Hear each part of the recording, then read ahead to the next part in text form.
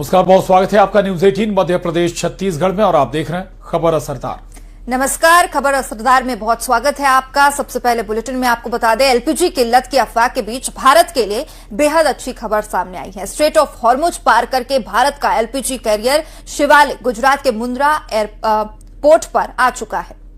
इसके बाद कल एक और एलपीजी से लोड जहाज नंदा देवी भारत आने वाला है। उधर यूएई से कच्चा तेल लेकर आ रहा भारतीय टैंकर जगलाडकी भी युद्ध जैसे हालात वाले इलाके से सुरक्षित निकल गया है और अब भारत के बंदरगाह की ओर बढ़ रहा है।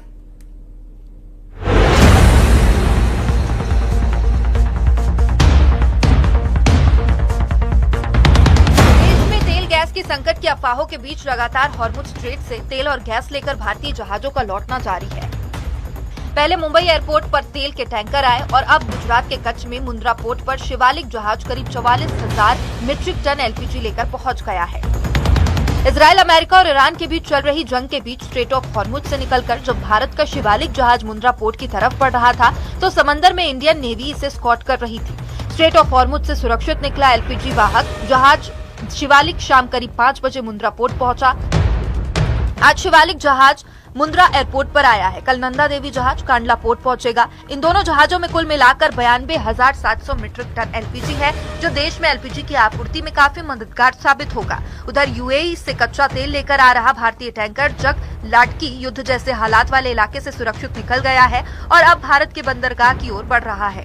जहाज में करीब 80,800 टन क्रूड ऑयल है। सभी क्रू मेंबर सुरक्षित हैं और जहाज की यात्रा पर लगातार नजर रखी जा रही है। The Indian flag vessel Jagladki, which sailed from UAE on 14th of March, it is carrying about 81,000 of Murban crude oil, is safely en route to India, and it has this vessel and all Indian seafarers on board are safe. They'll be reaching tomorrow at Mundra port. Paschim Asia में जारी संघर्ष के कारण अब भी कई जहाज समुद्र में फंसे हैं। सरकार के मुताबिक भारतीय झंडे वाले 22 जहाज अभी भी हॉर्मुज स्ट्रेट के पश्चिमी हिस्से में मौजूद हैं। इन जहाजों पर सैकड़ों भारतीय नाविक काम कर रहे हैं। सरकार इन जहाजों की सुरक्षा को लेकर लगातार कोशिश में जुटी हुई है और इसके लिए भारत और ईरान के अधिकारियों के बीच हाई लेवल बातचीत भी हुई ताकि इन जहाजों को सुरक्षित रास्ता मिल सके। 22 vessels, as was reported on Saturday also. 22 Indian flagged vessels with 611 Indian seafarers remain in the west of the Strait of Hormuz in Persian Gulf, and DG Shipping continues to closely monitor the situation in coordination with ship owners, the recruitment and service licensee, and Indian missions in the region. इस बीच सरकार ने PNG को बढ़ावा देने पर जोर दिया। नया पीएनजी कनेक्शन लेने पर 500 रुपए की छूट दी जाएगी। अगर 31 मार्च से पहले कनेक्शन लेता है और गैस लेना शुरू करता है तो उसको 500 रुपए का फ्री गैस देने की उन्होंने बात की है। इसी तरह महानगर गैस ने भी कुछ इंसेंटिव्स दिए हैं और सिक्योरिटी डिपॉजिट को भी वेव ऑफ करने का बात कहा है। मिडिल ईस्ट में युद्ध के चलते हालात कठिन हैं, जिसकी वजह से सप्लाई चेन पर असर जरूर पड़ रहा है, लेकिन पेट्रोलियम मंत्रालय ने एक बार फिर साफ किया है कि देश में तेल और गैस की न कोई किल्लत है और न ही कोई संकट है। Bureau report, news 18। अब बात राज्यसभा चुनाव की, जिसमें बिहार से लेकर उड़ीसा तक विपक्षी खेमे को बड़ा झटका लगा है। बिहार में एक भी क्रॉस वोटिंग तो नहीं हुई, लेकिन आरजेडी और कांग्रेस के 4 विधायकों के वोट न डालने की वजह से महागठबंधन पर एनडीए भारी पड़ गया और एनडीए के 5 उम्मीदवार जीत गए। उधर ओडिशा में राज्यसभा चुनाव में जमकर क्रॉस वोटिंग हुई और इसका फायदा बीजेपी समर्थित निर्दलीय उम्मीदवार को मिला है।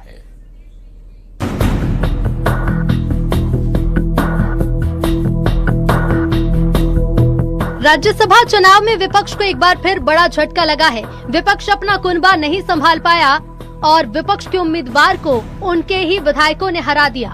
विपक्ष की सबसे बड़ी हार बिहार में हुई। विधानसभा चुनाव के बाद बिहार में एनडीए को एक और बड़ी जीत मिली है और महागठबंधन को बड़ा झटका। राज्यसभा चुनाव में एनडीए के 5 उम्मीदवार जीत गए। देखिए, ये परिणाम अपेक्षित था, हम लोग मान के चल रहे थे और मैं तो लंबे समय से कह रहा था कि 5 की 5 सीट संख्या हमारे पास है। बिहार के मुख्यमंत्री नीतीश कुमार, बीजेपी के राष्ट्रीय अध्यक्ष नितिन नवीन, केंद्रीय मंत्री रामनाथ ठाकुर और आरएलएम के उम्मीदवार उपेंद्र कुशवाहा की जीत तो पहले से पक्की थी। नीतीश कुमार को 44 वोट मिले, नितिन नवीन को 44, रामनाथ ठाकुर को 42 वोट और उपेंद्र कुशवाहा को 42 वोट मिले। गठबंधन के जिस तरीके से एक साथ लड़े और उसका रिजल्ट सामने में है, आप नंबर भी देख सकते हैं कि मुख्यमंत्री जी के सम्मान में या बीजेपी के राष्ट्रीय अध्यक्ष उनके सम्मान में 44 वोट पड़ा और अन्य दो को 42। ये सब एक असेसमेंट करके ही सारा कुछ किया गया। असली लड़ाई 5वीं सीट पर बीजेपी के शिवेश राम और आरजेडी के अमरेंद्र धारी सिंह के बीच देखने को मिली। कांग्रेस के 3 और आरजेडी के एक विधायक ने वोटिंग नहीं की, जिसकी वजह से दोनों में से किसी उम्मीदवार को पहली वरीयता के 41 वोट नहीं मिल पाया। आखिरकार दूसरी वरीयता के वोटों की गिनती हुई और एनडीए के उम्मीदवार शिवेश राम ने दूसरी वरीयता के वोटों की गिनती में महागठबंधन के अमरेंद्र धारी सिंह को हरा दिया। बीजेपी के शिवेश राम को सबसे ज्यादा वोट मिले। 5 सीटों पर जीत के बाद एनडीए खेमे में खुशी की लहर है, जबकि महागठबंधन खेमे में मायूसी छाई है। आरजेडी और कांग्रेस के नेता सत्ता पक्ष पर हॉर्स ट्रेडिंग का आरोप लगा रहे हैं। तय था, ये तो हारने के लिए ही लेके आए थे उनको, एडी सिंह जी को यहाँ चुनाव लड़ाने। पूरा तंत्र मंत्र साजिश करके, सत्ता का दुरुपयोग करा करके, अधिकारियों को लगा करके, किसी को डरा करके, किसी को खरीद करके, जो राजनीति की परंपरा जो भाजपा ने शुरू की है, इसका अंत जरूर होगा।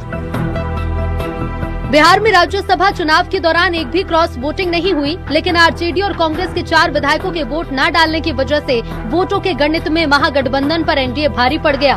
उधर ओडिशा में राज्यसभा चुनाव में जमकर क्रॉस वोटिंग हुई और इसका फायदा बीजेपी समर्थित निर्दलीय उम्मीदवार को मिला। बीजेडी के 8 और कांग्रेस के 3 विधायकों ने बीजेपी समर्थित निर्दलीय उम्मीदवार के पक्ष में वोटिंग की। राज्यसभा चुनाव में हार से एक बार फिर विपक्ष सवालों के घेरे में है और सवाल ये कि कब तक हार का ये सिलसिला जारी रहेगा।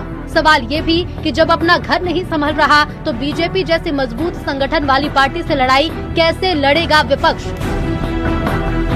Bureau report, news 18। और 5 राज्यों में विधानसभा चुनाव के ऐलान के बाद चुनाव आयोग का एक्शन शुरू हो चुका है। आचार संहिता लगने के मात्र 24 घंटे के अंदर बंगाल में 5 बड़े तबादले हो चुके हैं, जिसमें मुख्य सचिव, गृह सचिव और डीजीपी जैसे बड़े बड़े नाम शामिल है। और ममता बनर्जी इन तबादलों पर बेहद गुस्से में है। संसद तक हंगामे की गूंज सुनाई दी है।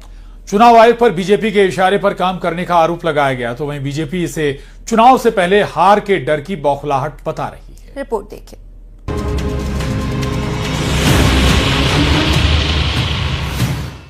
5 राज्यों में चुनावी बिगुल बज चुका है। असम, पश्चिम बंगाल, तमिलनाडु, पुडुचेरी और केरल में चुनावी तारीखों का ऐलान हो चुका है, लेकिन सबसे बड़ा एक्शन बंगाल में दिखा है। चुनाव की घोषणा के मात्र 12 घंटे के भीतर देर रात 4 बड़े अधिकारियों के तबादले हो गए और 24 घंटे पूरे होने से पहले पश्चिम बंगाल के डीजीपी का तबादला भी हो गया।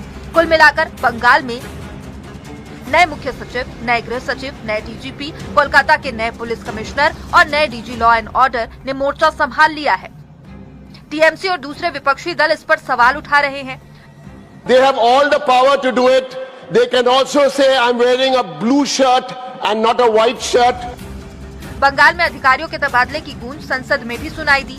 संसद में यह मुद्दा उठाने के बाद टीएमसी सांसदों ने पूरे दिन के लिए सदन से वॉकआउट कर दिया।